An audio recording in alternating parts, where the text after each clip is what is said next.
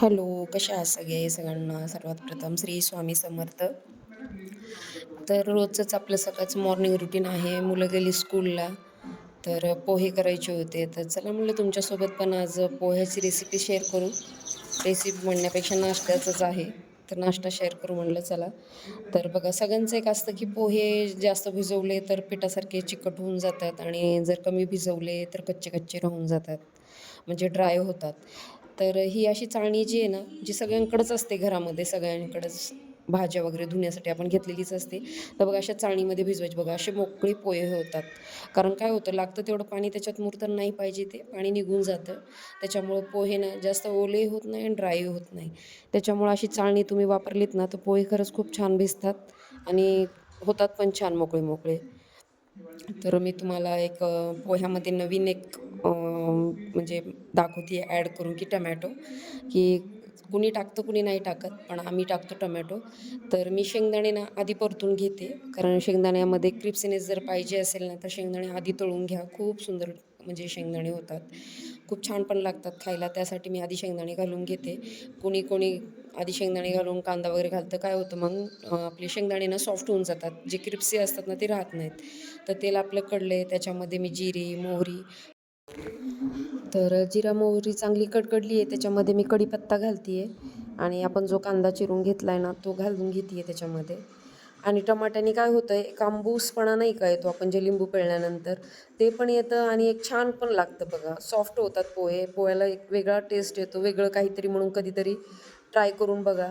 Tomato टाकून पोह्यामध्ये खूप छान लागतं आहे. तर बघा मी कांदा जरा छान ब्राऊन होण्यासाठी मी त्याच्यामध्ये थोडंसं मीठ घातलं आहे आणि मीठ हे तुमच्या चवीनुसार घाला, की जसं तुम्हाला लागतं. पोह्याची क्वांटिटी कशी आहे त्याप्रकारे. तर बघा आता मी हिरवी मिरची टाकून घेतली आहे त्याच्यामध्ये आणि हे परतत आहे. तोपर्यंत तुम्ही माझ्या चॅनलला सबस्क्राईब केलं नसेल ना, तर माझ्या चॅनलला प्लीज सबस्क्राईब करा आधी तर. कमेंट करा, फॉलो करा आणि लाईक नक्की करा आणि हे रेसिपी करून बघा. खरंच खूप छान लागते पोहे असे. तर मी आता टोमॅटो घातलेला आहे. चला मग आपण टोमॅटो सॉफ्ट होतोय तोपर्यंत त्याच्यामध्ये हळद घालून घेऊ आणि हळद छानशी सगळं टमॅटो ते सगळं आपण जे टाकलेलं आहे ते एकजीव करून घेऊ आणि छान थोडंसं त्याला पण शिजू देऊ, कारण टोमॅटो थोडे सॉफ्ट झाले ना की छान लागतात. आणि त्याच्यानंतर जे आपण शेवटी शेंगदाणे नाही का तळलेले ते टाकून घेतलेले आहेत आणि आता आपले पोहे घालून घेऊ त्याच्यामध्ये. पोहे छानसे परतून घेऊ सगळे एकत्र. तुम्ही चॅनेलला सगळं व्हिडिओ बघता, सगळं करता, पण चॅनेलला सबस्क्राईबच करत नाही. असं का करता? तुम्ही जर सबस्क्राईब केलं तर मला छान वाटेल. या मग मला अजून उत्साह येतो, की मी अजून काहीतरी नवीन-नवीन तुमच्यासोबत व्हिडिओ शेअर करू, काही ना काही रेसिपी शेअर करू. तर तुम्ही माझ्या चॅनलला सबस्क्राईब करा आणि माझा व्हिडिओ तुम्ही कुठून बघताय मला नक्की कमेंट करून सांगा. बघा कसे मोकळे पोहे झालेले आहेत आपले. खरं तुम्ही चाळणीमध्ये भिजून बघा आणि टोमॅटो टाका आणि टोमॅटो टाकल्यानंतर अजिबात चिकट वगैरे होत नाहीत. जसे मोकळे आहेत तसेच राहतात. आणि सगळ्यात शेवटी आपली आवडती कोथिंबीर घालायची आहे बघा थोडंसं. तर कोथिंबीर घातलेली आहे आणि कोथिंबीर पण छानपैकी मिक्स करून घेऊ आपण.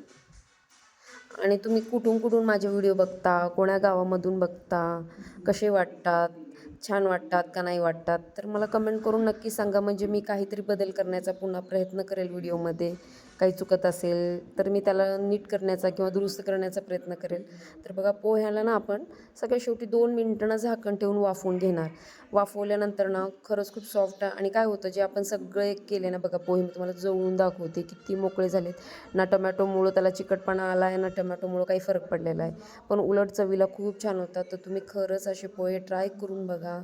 आणि चला मग आता आपण खायला घेऊया पोहे आणि तुम्ही पण करा आणि खाऊन मला नक्की सांगा की कसे झाले होते तुमचे पण पोहे. कारण मी खायला बोलवणार पण तुम्हाला नाही खाऊ शकणार व्हिडिओमधून. त्यामुळं तुम्ही घरी बनवा, ही रेसिपी शेअर करा माझ्याशी व्हिडिओ आणि मला कमेंट करून नक्की सांगा की खरं कसे झाले होते. टोमॅटो टाकल्यानंतर काय चेंज होते टेस्टमध्ये हे मला नक्की सांगा. मला पण कळेल की तुम्हाला आवडली आहे का नाही माझी रेसिपी. चला मग पुन्हा एक नवीन व्हिडिओसोबत भेटू. तोपर्यंत बाय.